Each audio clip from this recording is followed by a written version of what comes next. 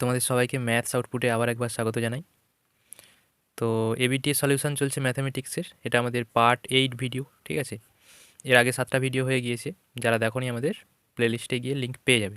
আর আমাদের চ্যানেলে যদি প্রথমবার এসে থাকো, এই ভিডিওটি দেখো, তাহলে একটি কথাই বলবো যে দুম করে সাবস্ক্রাইব করার দরকার নেই, তুমি 5 মিনিট ভিডিওটি দেখো। যদি মনে হয় যে ক্লাসটি তুমি বুঝতে পারছো এবং রেগুলার ক্লাস করবে, তাহলেই সাবস্ক্রাইব করো, ঠিক আছে? কারণ ক্লাসটি দেখলেই তুমি বুঝতে পারবে যে আমি সাবস্ক্রাইবার বাড়াবার জন্য ভিডিও বানাই না, আমি ভিডিও বানাই যাতে তোমরা অঙ্কটা শিখতে পারো। সেই জন্য আমি অঙ্কগুলি একদম ধরে ধরে বলার চেষ্টা করি। আচ্ছা, তাহলে প্রথম অঙ্কটা দেখো কী বলছে। বলছে একটি গ্রামের বর্তমান জনসংখ্যা পি জন এবং প্রতি বছর জনসংখ্যা বৃদ্ধির হার 2r% হলে তাহলে n বছর পর হবে জনসংখ্যা কত হবে, ঠিক আছে? তাহলে সেই যে সূত্র আমরা যেটা জানছিলাম যে এ সমান হয় P into 1 + r/100 to the power n। এবার এখানে পি এর জায়গায় দেখো পি বলে দিয়েছে, মানে প্রাথমিক জনসংখ্যা, আর 1 + আর এর জায়গায় চেঞ্জ হয়েছে, দেখো আর এর জায়গায় 2r, তাহলে এখানে আমরা 2r বসাবো। আর নিচে আছে 100 টু দি পাওয়ার, এবার এন এর জায়গায় দেখো এন দেওয়া আছে, তাহলে এন বসিয়ে দিলাম, ঠিক আছে? এবার দেখো এখানে কেটে যাবে, 2 এর সঙ্গে যদি আমি 100 কাটি নিচে হয়ে যাবে 50। তাহলে এখানে কি থাকছে না, পি ইন্টু 1 + উপরে দেখো আর পড়ে আছে, তাহলে r/50 to the power n, ঠিক আছে? এটা হয়ে যাবে। এবার তুমি জাস্ট অপশানটা মিলিয়ে নাও কোনটা হবে। তাহলে এটা হচ্ছে p+1, তাহলে কোনটা হচ্ছে এইটা, option B. Option B for Baahubali is the correct answer. আমরা একটু মজার ছলে বলি বাহুবলী, হ্যাঁ। তো এই সেটটি অনেকটা সোজা একটি সেট। আরেকটা কথা বলে রাখি, তোমরা যারা ভিডিওগুলি রেগুলার দেখছো, ঠিক আছে, তো আমি চাইবো যে পুরো ভিডিওটি দেখো, কারণ একটু আধটু প্রথমে 1-2 মিনিট ভিডিও দেখে তারপর চলে গেলে এই চ্যানেল ওই চ্যানেল, তাতে তোমাদের লাভ কিছু হবে না, ঠিক আছে? কারণ তুমি যদি কোনো চ্যানেলে ভিডিও দেখো, সেখানেই রেগুলার দেখো। আমি বলছি না যে আমার চ্যানেলেই ভিডিও দেখতে হবে, আমার ভিডিওই দেখতে হবে, এরকম কিছু নয়। তুমি মানে রেগুলার যে কোনো একটি চ্যানেলকে ফলো করো, তাহলেই হবে, ঠিক আছে? আলটিমেট রেজাল্ট নিয়ে কথা। আর তুমি এইখানে 2 মিনিট দেখলে, তারপর অন্য একটা চ্যানেলে গিয়ে আবার 3 মিনিট দেখে ফেললে, একটা ভিডিও দেখলে তারপরে দেখলে না দুটো, তারপরে আবার কোনো দিন একটা চলে গেলে 2 মিনিট দেখে নিলে, এরকম করে তোমার লাভ কিছু হবে না, ঠিক আছে? আমি বুঝতে পারছি যে এখনকার দিনে শর্টসের যুগ, ঠিক আছে? ধরো 20 মিনিট 30 মিনিটের ভিডিওতে তোমার মন বসবে না, একটা না দেখতে ইচ্ছে হবে না। তো আমি চেষ্টা করি তো যাতে তোমরা বোর না হও, এবং মাঝে মাঝে একটু গল্প করে নেবো, ঠিক আছে? তাহলে বোরিং ফিলটা হবে না। আচ্ছা, 2 নম্বরটা দেখো, বলছে A B, BC R CD অনুপাত দেওয়া আছে, a/d অনুপাত চাইছে। যখনই একদম প্রথমেরটার সঙ্গে শেষেরটা অনুপাত চাইবে, আমি শর্টকাট বলে দিচ্ছি, কিচ্ছু করার দরকার নেই, এইগুলোকে লিখবে পরপর, এই যে 2:3, তাহলে এটাকে লিখবে 2/3, ঠিক আছে? ইন্টু 4:5, তাহলে লিখবে 4/5। মানে প্রথমটাকে উপরে লিখছো 4, তার নিচে লিখছো 5, ঠিক আছে? এবার বলো তোমরা নিজেরা, তাহলে এটাকে কী লিখবো? তাহলে প্রথমে লিখবো 6, তার নিচে লিখবো 7, তাই তো? 6/7। আরেকটা কথা, খাতা পেন নিয়ে বসবে, ঠিক আছে? তাহলে তোমরাও যদি আমার সাথে অঙ্কটা করো, তাহলে তোমাদের বোরিং ফিল হবে না, ঠিক আছে? আচ্ছা, তাহলে এইটা হয়ে গেল, 3টা বসিয়ে দিলাম। এবার এইখানে যে অনুপাতটা আসবে, এটাই h/d হয়ে যাবে। এবার কাটাকাটি করে নিতে হবে যদি একটু হয়। তাহলে 3 2 6, ঠিক আছে? দেখো আর কিছু কিন্তু কাটবে না। তাহলে এখানে দেখো 2 2 4, 4 16 উপরে হচ্ছে, আর নিচে হচ্ছে 5 7 35, তার মানে হবে 16:35 হবে সঠিক উত্তর। কোন অপশানটা দেখো? এখানেও অপশান বি ফর বাহুবলী। আশা করি বুঝতে পারা গেল। আচ্ছা দেখো, এবার 3-এরটা দেখো। আচ্ছা, আমি এটা একটু মুছে নিচ্ছি, ঠিক আছে? তাহলে ক্লিয়ার হয়ে যাবে। আচ্ছা, এবার 3-এরটা দেখো। 3-এরটা, 3টি অসমরেখ বিন্দু দিয়ে অঙ্কিত বৃত্তের সংখ্যা কত হবে? দেখো, আমি যদি একটা বৃত্ত আঁকি, দাঁড়াও আমি একটু বৃত্ত একটা সিলেক্ট করে নিচ্ছি, দাঁড়াও 1 মিনিট। এই দেখো, এরকম একটা বৃত্ত এঁকে নিচ্ছি। 3টা অসমরেখ বিন্দু, ঠিক আছে? দেখো এইটা 3টে যদি বিন্দু হয়, যে কোনো ধরো এই একটা, দাঁড়াও পেনটা নেওয়া হয়নি, এটা ধরো একটা, দুটো, আবার 3টে, ঠিক আছে? ধরো এরকম এরকম পজিশানে আছে, অন্য পজিশানেও থাকতে পারে। এখান থেকে যখন বৃত্ত আঁকা হচ্ছে, আমরা কিন্তু একটাই বৃত্ত আঁকতে পারবো। তুমি অন্য যে কোনো একটা বৃত্ত আঁকো, এই বৃত্তের উপর দিয়েই পড়বে, সুপার ইম্পোজিবল হবে, ঠিক আছে? কিন্তু তুমি এই দুটোকে যদি কাজে লাগাও, তখন দেখবে এইরকমভাবে একটা বৃত্ত চলে যাবে, এইরকম এসে এদিক দিয়ে এইভাবে গিয়ে এইভাবে মিলবে, ঠিক আছে? তো যখন দুটা বিন্দু বলবে, তখন কিন্তু দুটো বৃত্ত আঁকা যাবে, ঠিক আছে? কিন্তু 3টা বলে দিয়েছে মানে একটাই হবে, ঠিক আছে? তাহলে এটা অপশান 1 হবে। তাহলে অপশান ডি ফর দেবসেনা হবে সঠিক উত্তর। আশা করি বুঝতে পারা গেল। আচ্ছা, আরেকটা কথা, তোমাদের তো খুব বেশি দিন পরীক্ষা নেই। তো এমন একটা অভ্যাস তৈরি করো যে রেগুলার যেন তোমরা অঙ্ক প্র্যাকটিস করতে পারো, ঠিক আছে? এবার যে ইউটিউব চ্যানেল দেখেই করতে হবে তার কোনো মানে নেই। তোমরা যেখানে অফলাইন মানে পড়ো যেসব স্যারের কাছে, তিনি যেটা করাবেন সেটাও করতে পারো। আর ইউটিউব হলে কি হয়, মানে ধরো আমি একটা সেই বলে দিয়েছিলাম যে কখন পড়াশোনা করবে এবং কীভাবে করবে। ধরো সকাল টাইমটা তুমি পড়লে, এবার বেলার দিকটা পড়াশোনা করতে একদম ইচ্ছে হয় না, সেই সময়টা একটু ইউটিউবে চলে এলে কী হয়, তাহলে মোবাইলের সঙ্গে টাচ থাকলো, আর ইউটিউবে অঙ্কগুলো প্র্যাকটিসও হয়ে গেল, ঠিক আছে? তো যে কোনো একটা চ্যানেল দেখলেই হবে, ঠিক আছে? যেখানে বুঝতে পারবে সেখানে দেখবে, কারণ সব টিচারের পড়ানোর ধরন বিভিন্ন রকম। এবার সবার আমার পড়ানোর ধরন সবার ভালো নাও লাগতে পারে, তোমার যেখানে ভালো লাগবে তুমি সেখানে দেখবে, ঠিক আছে? সেটা কোনো ব্যাপার নয়। আচ্ছা দেখো, এই 5-এর দাগেরটা দেখো। ও, এটা তো হয়ে গেল, এটা 3-এরটা ছিল। এবার 4-এরটা দেখো। বলছে যদি সাইন 18 ডিগ্রি প্লাস থিটা সমান 1 হয়, তাহলে থিটার মানে, এটা খুব সহজ একটা অঙ্ক। দেখো এই যে ডান দিকে 1 দেওয়া আছে, তাহলে সাইন 18 ডিগ্রি প্লাস থিটা, ঠিক আছে, সমান কত? 1। এবার এক এক কতর মান হয়? সাইন কতর মান 1 হয় বলো? তাহলে সাইন 90 ডিগ্রির মান হয় 1। এবার দেখো এদিকেও সাইন এদিকেও সাইন, মানে এই যা ডিগ্রি আর এই ডিগ্রির মান হচ্ছে 90। তাহলে 18 প্লাস থিটার মান যদি 90 হয়, তাহলে থিটা সমান কী হবে? এই 18টা ডান দিকে চলে গেলে বিয়োগ হয়ে যাবে, তাহলে 90 ডিগ্রি মাইনাস 18 ডিগ্রি, ঠিক আছে, সমান কত হবে? 72 ডিগ্রি। তাহলে option A for Arijit Singh হবে সঠিক উত্তর। আমরা আগের ভিডিওতে বলেছিলাম যে আমরা অপশান এতে আমাদের অরিজিৎ দাকে রাখবো, ঠিক আছে?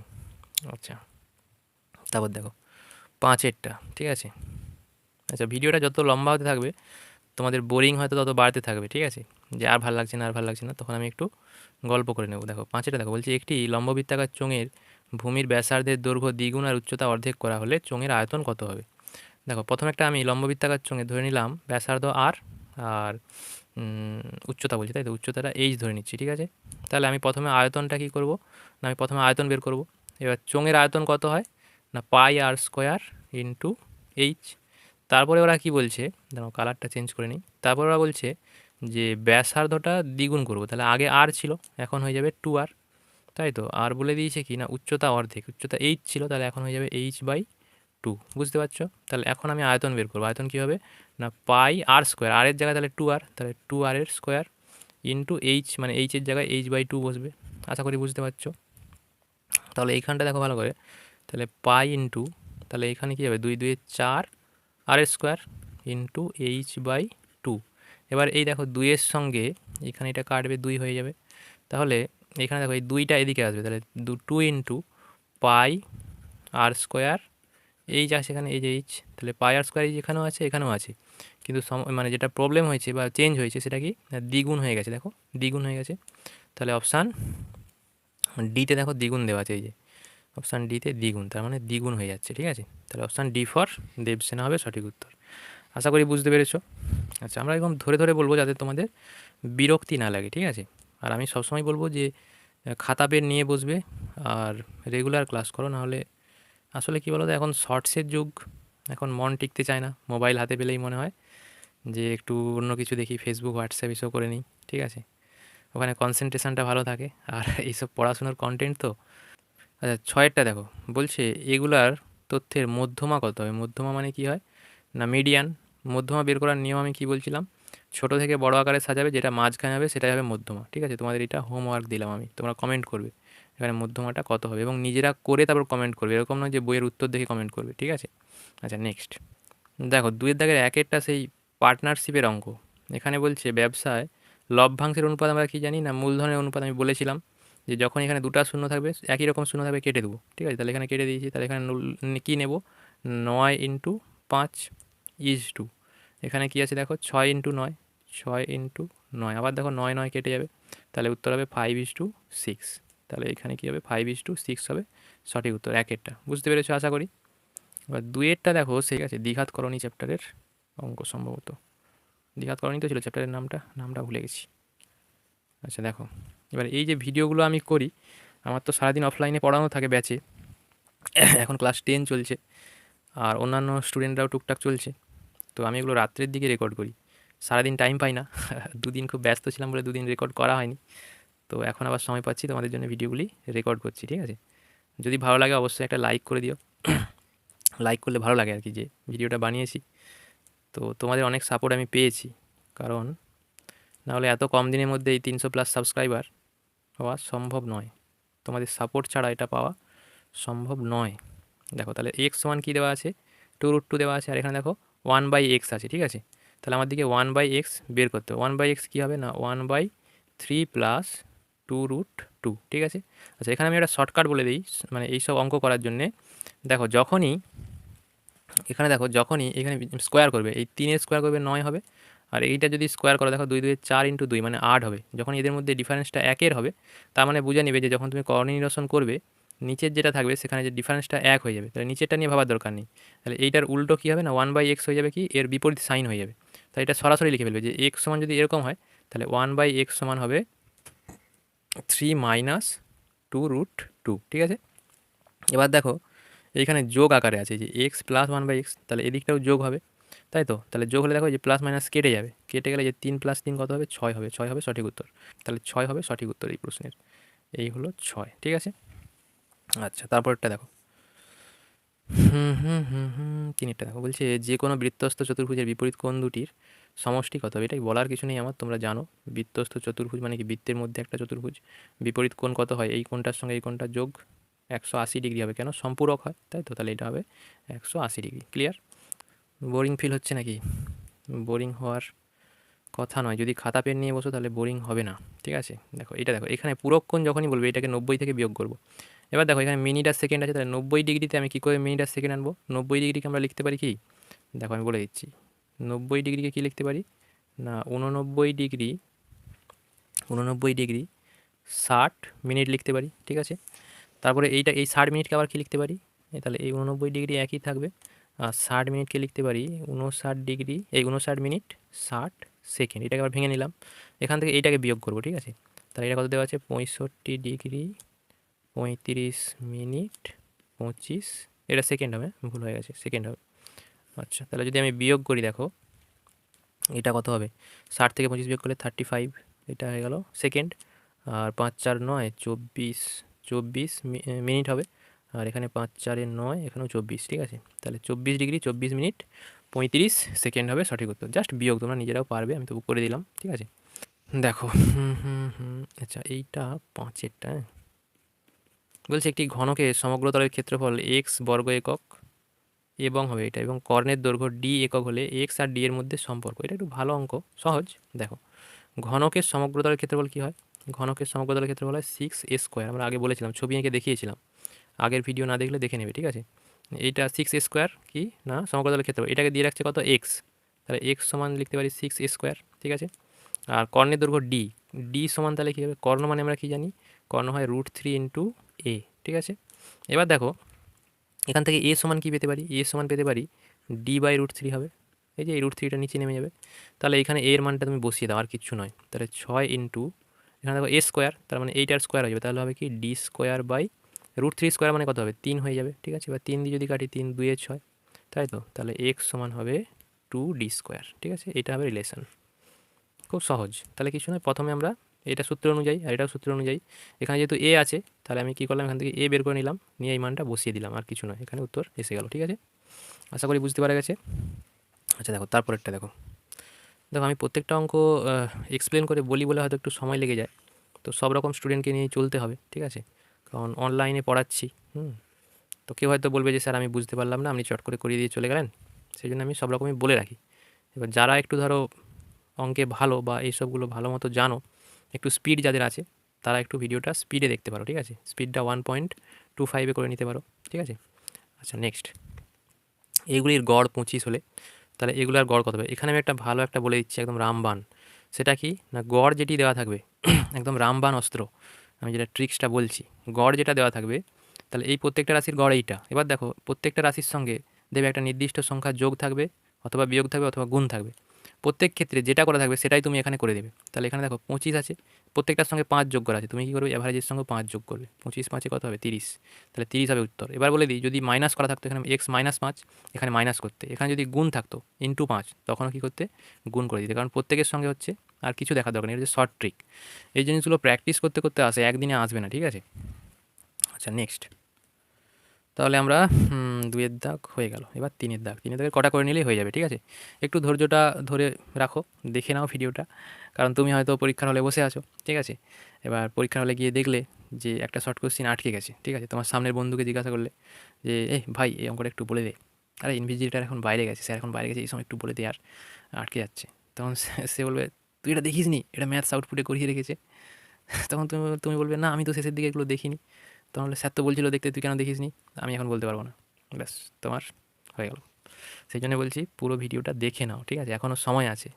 পরীক্ষার হলে গিয়ে না হলে অন্য কাউকে জিজ্ঞাসা করতে হবে। দেখো আচ্ছা 5-এরটা একটু আধটু গল্প করে নিচ্ছি যাতে বোরিং ফিল না হয়। 5 বছরের আসল ও সবৃদ্ধি মূলের অনুপাত এত হলে বার্ষিক সরল সুদ, সরল সুদের সূত্র কি জানি, এতবার বলেছি করে করে মুখস্থ হয়ে গেছে, এসআই সমান হয় পি আর টি বাই 100, ঠিক আছে। দেখো এখানে আসল দিয়েছে 5 আর সমৃদ্ধি মূল মানে এটা হচ্ছে অ্যামাউন্ট, তাহলে আমি যদি ধরে নিই 5K হচ্ছে আসল আর তোমার হচ্ছে সুদ প্লাস আসল হচ্ছে 6K, সবৃদ্ধি মূল মানে সুদ প্লাসে, তাহলে সুদ কত হবে, দুটোর পার্থক্য হবে, মানে 5টা বেড়ে 6 হয়ে গেছে, তাহলে নিশ্চয়ই সুদ কত আছে 1K, মানে শুধু কে, ঠিক আছে, এটা তাহলে সুদ। আচ্ছা এখানে দেখো সুদ আমাদের কত বেরোলো না কে বেরোলো, এবার আমরা কি করব বাকি ডেটাগুলো এখানে বসাবো, বসিয়ে এখান থেকে সুদটা বের করবো, এখানেও যদি কে বেরোয় তাহলে বুঝবো যে না ঠিকই দেওয়া আছে। আমরা কী কী ডেটা ইউজ করবো না, এই যে এখানে 5K, পি এর মান বসাবো 5 ইন্টু কে, আর এর মান দেওয়া আছে যে 4%, আর টি এর মান দেওয়া আছে 5 বছর, নিচে দেখো 100, ঠিক আছে। এবার কাটাকাটি করো, 4 25-এ 100, আর এখানে 5 5-এ 25, আর এখানে দেখো 5 5 কেটে গেলো, দেখো শুধু কে পড়ে আছে, তাহলে এখানে এলাম কে, তার মানে এসআই হচ্ছে কে, তাহলে দেখো সরল সুদ এখানেও কে ছিল, এখানেও সরল সুদ কে, তার মানে ঠিকই দেওয়া আছে, তাহলে এটা হবে সত্য হবে, ঠিক আছে। সত্যম শিবম সুন্দরম হর হর মহাদেব। দেখো তারপরে এই অঙ্কটা দেখো, দাঁড়াও এটা একটু মুছে নিই, একটু ইরেজ করে নিই, কোথায় গেল, এই তো পেয়ে গেছি। আচ্ছা তোমাদের তাহলে এখন স্কুল তো বন্ধ আছে নাকি, না স্কুল যেতে হয়, একটু কমেন্ট টমেন্ট করো, আমি অফলাইনে পড়ালে একটু গল্প করি, অনলাইনে তোমাদের তো রেসপন্স পাই না, সেই জন্য গল্পটা হয় না, একটা না অঙ্ক করিয়ে চলে যাই। দেখো এখানে দিচ্ছে a x square plus 2bx plus c দ্বিঘাত সমীকরণের বীজদ্বয় বাস্তব আর সমান হবে। দেখো যদি বি স্কোয়ার মাইনাস 4ac সমান 0 হয় তাহলে সমান আর বাস্তব হয়, কিন্তু এখানে ওরা কায়দা করে রাখছে কি, তুমি এই দিকে তাকিয়ে এটা দেখেই তুমি কি করবে সত্য বলে দেবে, কিন্তু এখানে দেখো এখানে ফরম্যাটে গন্ডগোল রাখছে, আসল ফরম্যাট কি হয় a x square plus b x plus c সমান 0 হয়, ঠিক আছে, এখানে দেখো 2bx দিয়ে রাখছে ইচ্ছা করে, তাহলে এখানে 2bx থাকলে এটা তো চেঞ্জ হয়ে যাবে, এটা তো এটা থাকবে না, তাই তো, কিন্তু ওরা বলেছে এটার মানেই 0, তার মানে এটা মিথ্যা হবে, ঠিক আছে, মিথ্যা হবে। যদি এই আকারে থাকতো তাহলে এইটা ঠিক ছিল, এই কন্ডিশন ঠিক ছিল, কিন্তু এখানে যে 2 দিয়ে রাখছে 2bx, তাহলে এখানেও চেঞ্জ হয়ে যাবে, তখন গিয়ে বাস্তব আর সমান হবে, তাহলে এটা মিথ্যা হয়ে যাবে, ঠিক আছে।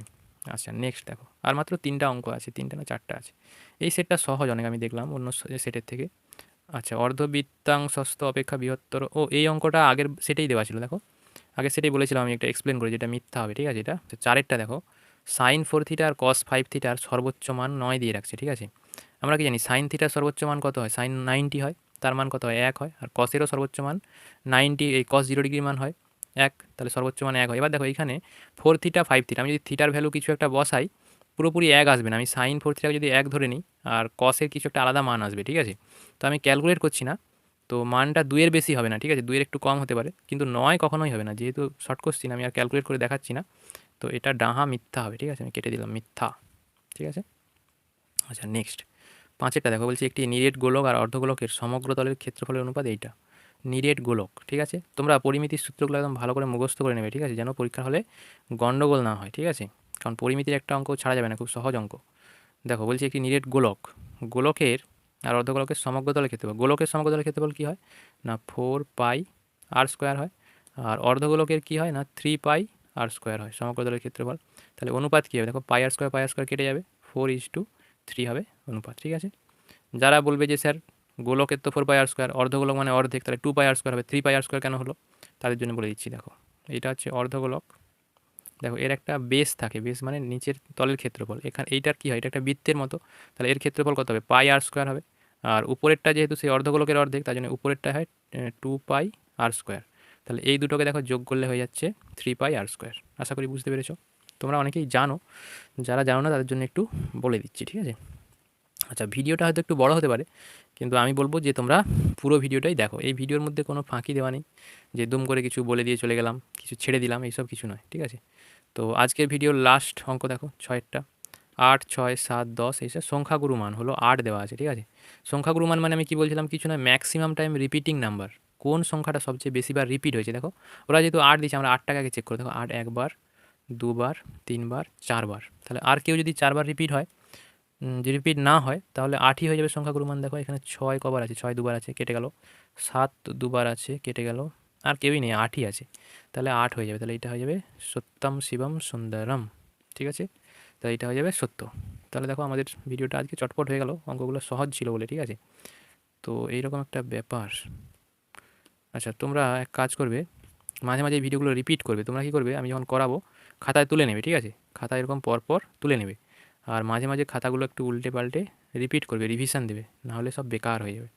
ঠিক আছে, দেখা হচ্ছে একটা নেক্সট ভিডিওতে। Tata, bye bye.